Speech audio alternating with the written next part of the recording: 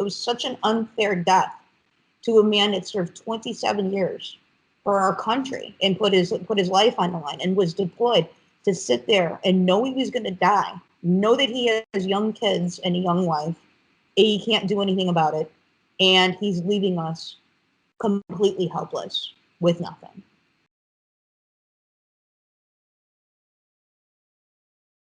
My Gary joined the Army when he was 18 years old. He was right out of high school. Actually, he finished his GED in the Army, and he became a officer through Officer Candidate School, which is OCS. And he climbed all the way to the rank of major. First and foremost, he was aware of an AV block of his heart that he had in 2006. In Iraq, as soon as he got out there in 2007, he was diagnosed with TB, tuberculosis. In Afghanistan, he would tell me about the crud he would talk about. It was this horrible air quality and mucky kind of like a sand. It was kind of like a dust. It was a horrible dusting. And speaking of dust, they also had those horrible sandstorms as well. And I was asking him, I was like, what's going on out there? And he was just like, it's hard to breathe. He came home in 2014, and he just was continuing to get worse and worse. He went for a doctor visit, and he came home, didn't tell me he even went to the doctor. But there was a phone call that night that changed our lives. And he says, you need to immediately go to the emergency room, that his hemoglobin levels were 4.5, which was near stroke, heart attack, and death. The doctor explained it to us right away and said it was just, really, really bad blood count. His blood was just not normal at all, and yet he needed a blood transfusion. And it was terrifying. Because it was something that we couldn't control. We just completely felt helpless. They wanted to go take a tube and put it down into, his esophagus and see, what the problem was. So we had to agree to that. And at that point, they started the first of 16 blood transfusions. So they put the scope down, and they came back and they told me the results. And they were like, there is a blockage. It doesn't look good. They came back with the results and had said that he had stomach cancer, and it already had spread to his liver, and it was stage 4. Actually, we had opened a hair salon. It was just getting started. He had wrote a paper about how he wanted to go ahead and open a hair salon, and all the different things that he wanted to personalize and do, and how well thought out it was. And I remember looking over the paperwork, and I was like, yeah, that was your dream. That was always your dream. And, at least you got a chance to enjoy a little bit of that. He had to go ahead, and we had to decide to file for Chapter 7 bankruptcy. He was continuing to have blood transfusions, and he also had to have an IR procedure because one of the ulcers started bleeding. So they had to go ahead and go in it to help the bleeding stop. He got blood clot in his leg, and I had to go ahead and give him shots in his stomach every day. He was getting chemotherapy every other week. They wound up changing the chemo to like the strongest possible full fluoride chemo treatment that he can possibly have. He started getting some radiation treatments. The medications were probably 10 or more 3 times a day. His sleep schedule was all over the place. The doctor visits were countless.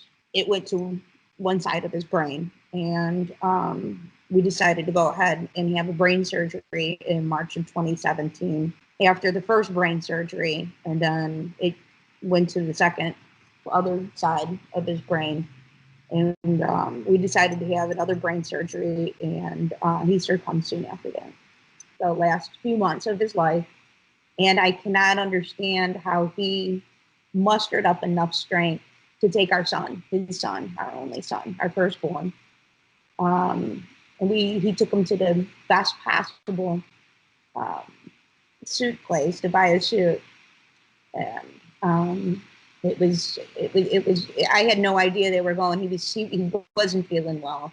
He was unable to drive, and he took my son and he bought him a black suit to wear. And we didn't really talk about it or say too much about it. But he just nodded his head and said it's something that he wanted to do, but he mustered enough strength to go to the father-daughter dance with our daughter. And she's 16 years old. And he knew it was the final dance. And my daughter had to drive, and she knew too. And they danced together, and that was their last dance. And it's very special to her. He was able to take a picture with her, and it was very special because I had the first wedding dance, and she had the last dance. So I kind of like that whole circle of, I was his first girl, and she'll be that last one to have that dance. He also went and he prepared his uniform, and I can't even imagine what that must have been like for him. And I don't know how he did it. I don't know when he did it, but he did. I didn't see him do it, but he got his dress blues ready, and it was polished. Everything was polished, and it was done perfect. And he knew that that's what he was going to be buried in. And he left it in the closet in such a fashion that I would be able to access it and find it and get to it easily. And I remember unzipping it and looking at it, and I was like, oh my gosh. He had everything just done perfectly on it. And I can't imagine what that's like. Eventually, after he passed away, the bankruptcy was finally finalized.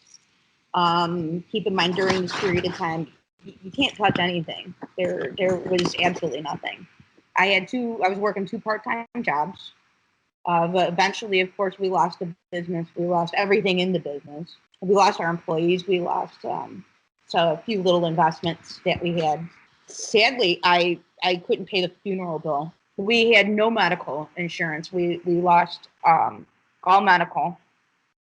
And during our time of mourning, we're worried about hoping that we don't get sick, hoping that we don't break a leg, hoping that we don't get in an accident, hoping, all of these things. The stress was amazing. We were forced to go on food stamps. And eventually we had to go ahead and not have our home anymore. And we had to move.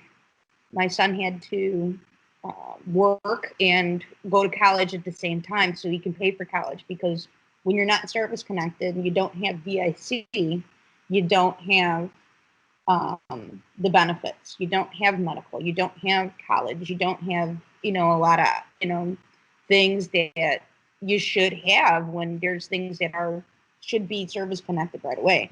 Once we moved, I found the local VA, and we were able to start getting some connections, how to get food, how to start paying our bills, how to, what we can do, what we can't do. I remember my Gary telling me that, I had to fight this, and I had to keep this fight going and not give up and continue to just, look at things and help other people, reach out like I'm talking to you and doing what you do right now. I started reaching out, and I started making phone calls, and I started, talking to people at the DAV. I started talking to our local congressman in Illinois. I started talking to people that were telling me about, looking at his, the different medical records and looking at things like this. So all of a sudden now I'm becoming like a doctor and a nurse and all these things, trying to understand what this terminology even means. And now I'm like, okay, now I'm kind of learning how to be a lawyer, because now I have to start explaining about all of these things. And my daughter, Kaylee, she was worried about, going to school. And so an organization went and sponsored her to go ahead and have lunch with one of the senators. And she got to go to the Capitol in D.C. to talk about, what her college was going to look like without DIC, and what she could do and what we could do. We reached out to a fellow that was making a documentary that they took Gary's information and used and in that, and it went very well. There was even a music video that was produced by one of my fellow widows, and included, awareness about the burn pits in it. I've been to several retreats, seminars. I've traveled. I've talked to other widows and widowers of and parents and siblings and things like that, of people that have dealt with some things that I have, and gotten different advice from them. And I actually have helped a great organization, Burn Pits 360, with introducing a bipartisan bill just this year. And with Rosie Torres and Jon Stewart, the actor comedian, and John Thiel with the John Thiel Foundation, a couple congressmen, grunt style. I can go on and on. VFW, Wounded Warriors. There's so many people that are involved in putting this bill together, which is going to help out a lot of these sick individuals that are coming home, and their families, if everybody gets on board with it, and it starts getting more and more awareness as we are working on it. It could really, really change the way people have to deal with these sicknesses and these illnesses that they're coming home from war, and they're young. My husband had just turned 50 years old. They're young. Some of them are younger, and they're coming home with all of these problems and these issues. And it's sad. They really need to step up and take care of these individuals that are making these sacrifices. I'm praying that that justice will be done.